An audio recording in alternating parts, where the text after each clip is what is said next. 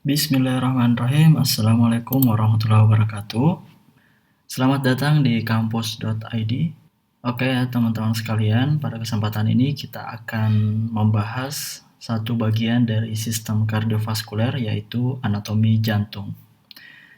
Nah, ketika kita berbicara tentang anatomi jantung, maka setidaknya ada 3 hal penting yang harus kita ketahui. Yang pertama adalah letak jantung itu sendiri, yang kedua adalah lapisan jantung, dan yang ketiga bagian-bagian yang ada pada jantung.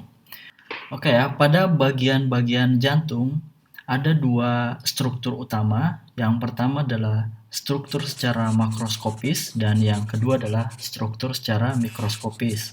Namun pada kesempatan kali ini kita tidak bahas dulu tentang struktur mikroskopisnya dan kita akan fokus pada pembahasan bagian secara makroskopisnya. Oke, lanjut ya.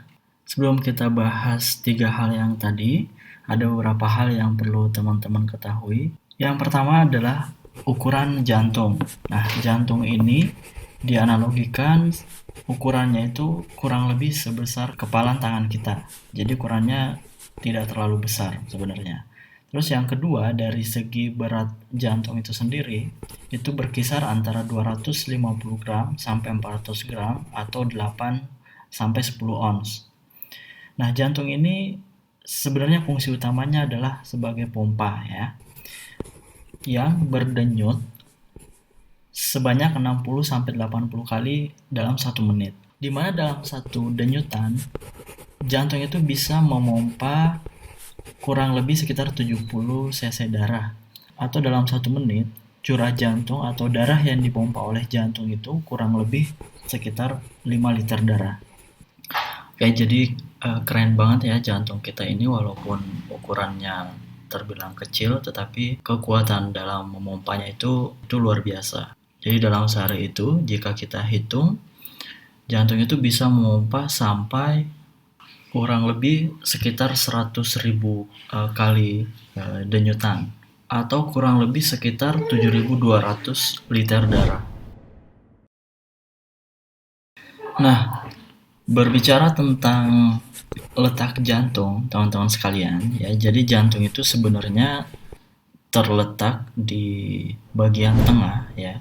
Ini kalau kita ibaratkan ini adalah sisi kiri. Jadi jantung itu terletak di rongga dada atau di bagian tengah atau biasa disebut dengan istilah bagian mediastinum, ya, atau rongga di antara tulang dada. Nah, bisa dikatakan juga jantung itu berada di sekitar garis tengah sternum, tulang dada kita bagian tengah itu, atau sternum ya. Nah, jadi pada dasarnya jantung ini memiliki dasar yang lebar pada bagian atas ya, dan bagian bawahnya itu atau apexnya itu agak runcing. Nah, pada bagian bawah ini dibatasi oleh diafragma atau otot utama dalam respirasi, atau bisa juga dikatakan sebagai organ yang memisahkan antara rongga perut dan rongga dada. Jadi itu tentang lokasi atau letak jantung ya. Oke, kita lanjut ke bagian lapisan jantung ya. Jadi lapisan jantung ini pada dasarnya terdiri dari 3 lapisan ya, dimana lapisan yang paling luar itu disebut dengan perikardium ya.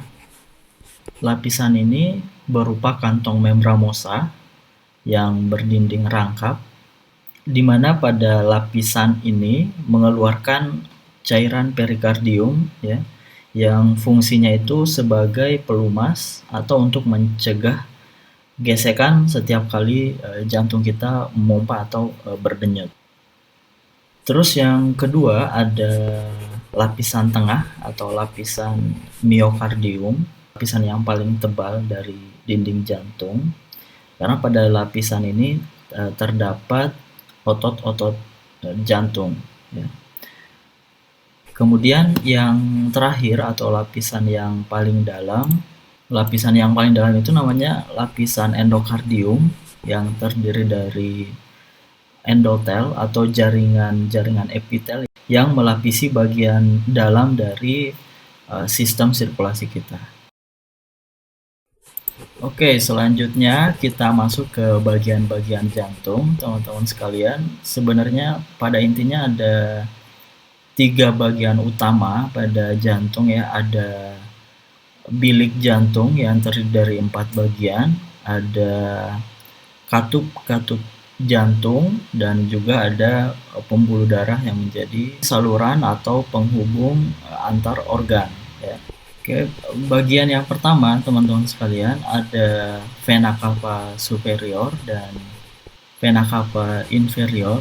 Ini adalah pembuluh darah vena yang dilewati oleh darah baik dari tubuh maupun dari darah yang dari kepala ya, masuk ke dalam jantung itu melalui pembuluh darah ini, melalui vena cava ini ya. Kemudian ada bagian jantung atau bilik jantung yang pertama, yaitu atrium kanan atau sering disebut dengan atrium dextra. Ini adalah ruang yang paling pertama tempat darah bermuara ya. Kemudian ada ventricle kanan, di mana di antara atrium kanan dan ventricle kanan dipisahkan oleh katup yang disebut dengan katup atrioventricularis atau disebut juga dengan katup tricuspid karena memiliki 3 daun katup.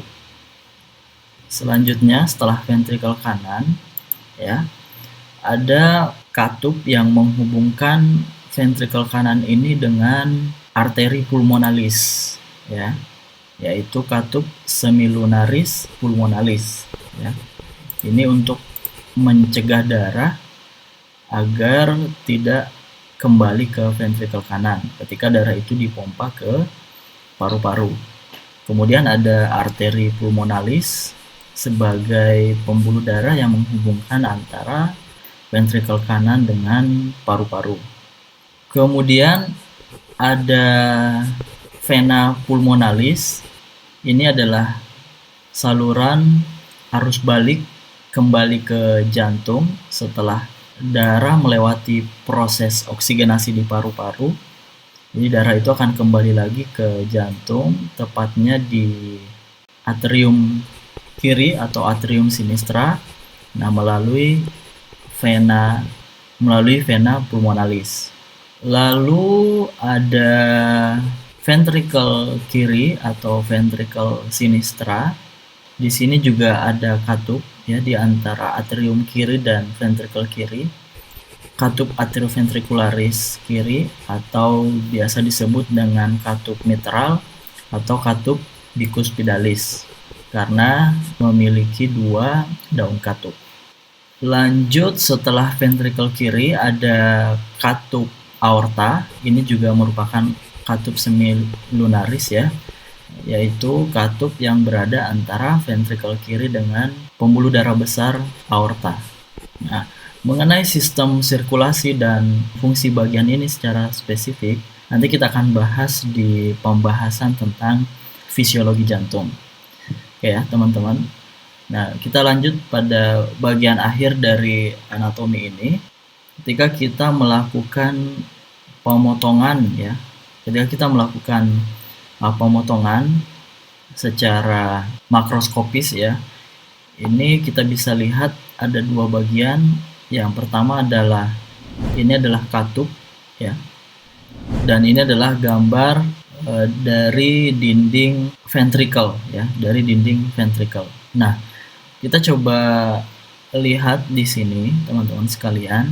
Jadi ini adalah gambaran dari katup atrioventricularis kanan atau katup tricuspid, dan ini adalah gambaran dari katup atrioventricularis kiri atau katup mitral.